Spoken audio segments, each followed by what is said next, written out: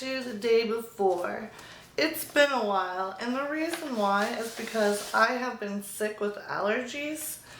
And before that, I was just going to take a small break from YouTube. So I was going to take a small break from YouTube, and then I got really sick with allergies. I've actually filmed a couple of videos, and I'm going to either have to redo them or rethink them. Like the episode 2 unboxing for Moon Summit Mystery from Hunt-A-Killer will probably not be able to be saved, and I'll probably have to reshoot that. So today we're going to be looking at the investigation into Moon Summit Mystery, episode 1. Now this case is a little bit different, it looks like, from Class of 98. In Class of 98 from Hunt-A-Killer, there were 6 episodes, and in each episode you eliminated suspects. So, in this episode for Moon Summit Mystery, we're not eliminating suspects.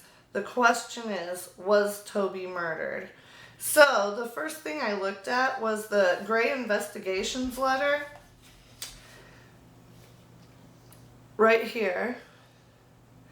And, it explained that Amy Takahashi believed that her friend Toby Murdered died under mysterious circumstances.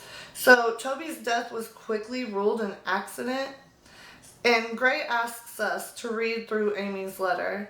She then gives us instructions to log in to a shared desktop for the case, Deviant Tracker Pro, an investigative program, and Whitlock University's student portal, as Amy and Toby were students at Whitlock University.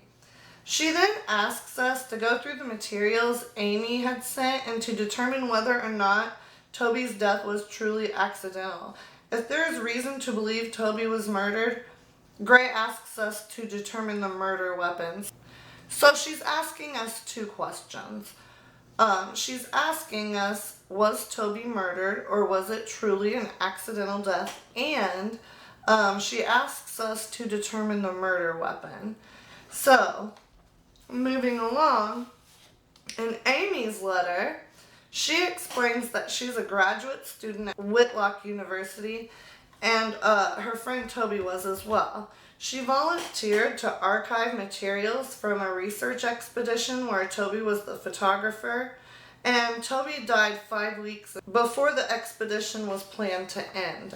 The university claimed that Toby died from an animal attack. Now, while archiving material, Amy came across documents that didn't add up with the story of how Toby died. Amy's no longer sure that Toby's death was an accident, and she sent some materials to Gray Investigations, which were forwarded to us, and login information for her university portal. We also received an autopsy report right here, and when it's 4 pages long, and it's very detailed, and what you will notice is that when reading through it, the fatal wounds on the neck and the back were 5 inches long.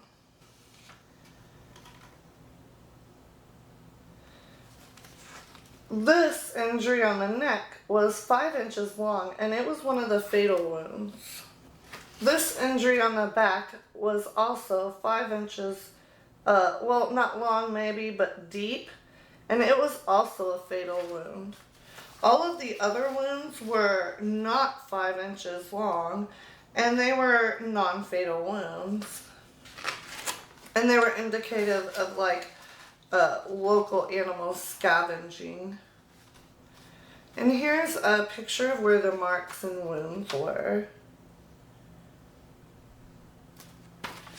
So that's interesting, and when I was going through this box, I did take note of that as important information.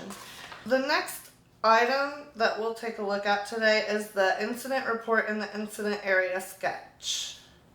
So the incident report was written by Ranger Beth Fleming. The incident area sketch was completed by Ranger Lou Larson. The date of the report and the sketch is August 30th, 2018. The 5 other people who were on the expedition with Toby filled out statement forms. This is Rusty Tudlick's statement form.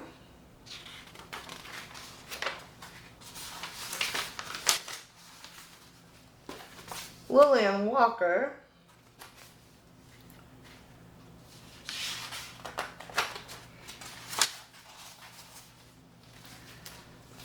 Emma Marie Clarkson.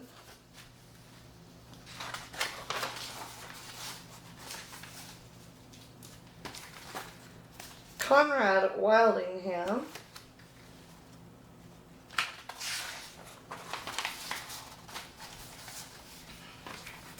Nigel Ricci. And that was the last one. So from these statement forms, I just read through all of them. I'm forming opinions about the fellow campers, about the fellow expedition members, I guess. And it's interesting. I think that these will be used more in boxes later on. We were also sent with the first box a photograph that shows Toby as he lies on the ground dead, and the photo matches up with other documents such as the incident sketch and the autopsy.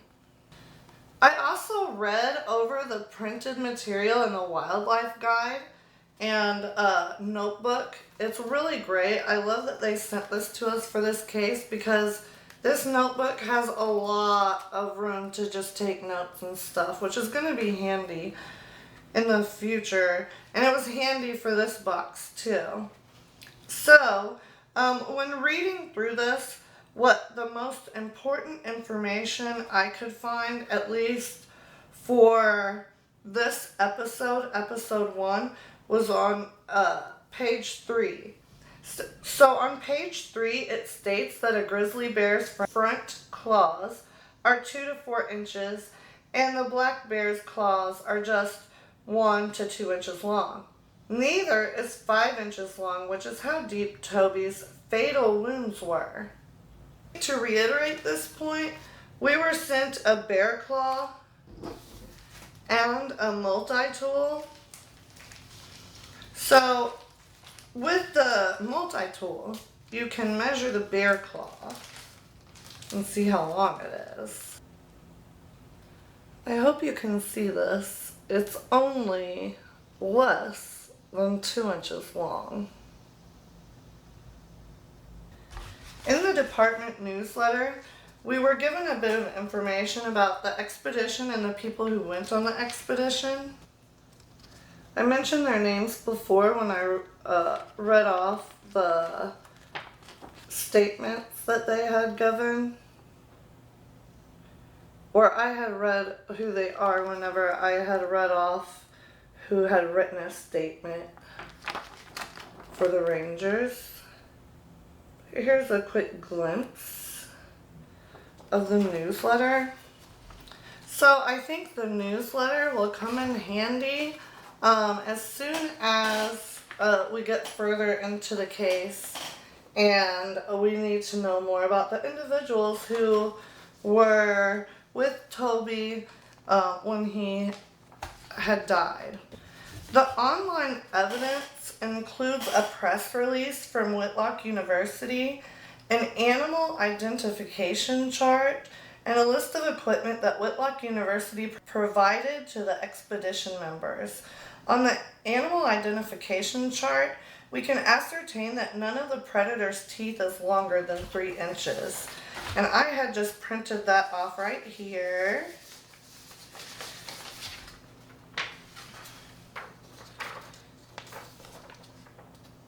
For easy reference and just to keep with all my materials. So that was interesting. Finally, here's the equipment provided by Whitlock University. It's 2 pages. So animal identification chart that I showed you, we can ascertain that none of the predator's teeth is longer than 3 inches, meaning none of the animals created the fatal wounds on Toby's neck or back. They may have scratched him up after he had passed away, but they didn't cause it. However, in the equipment list right here, there is one single item that could have created the fatal wounds on Toby. Whitlock University provided the expedition members with 6 tactical knives, each with a 5-inch blade, weighing 1 pound and made of stainless steel. That's enough for each expedition member to have 1 tactical knife. So it was found on the second page right here with all of that information. So for this case, to wrap up, was Toby murdered? Yes, he was murdered. And what was the murder weapon? It was a tactical knife.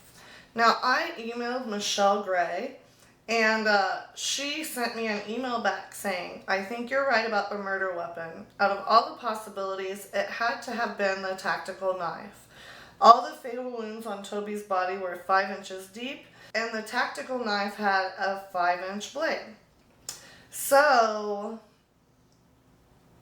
now that we know that it's a murder, we can go on with the investigation knowing this and researching to find out more information. I'm really looking forward to seeing you guys again soon. Bye-bye.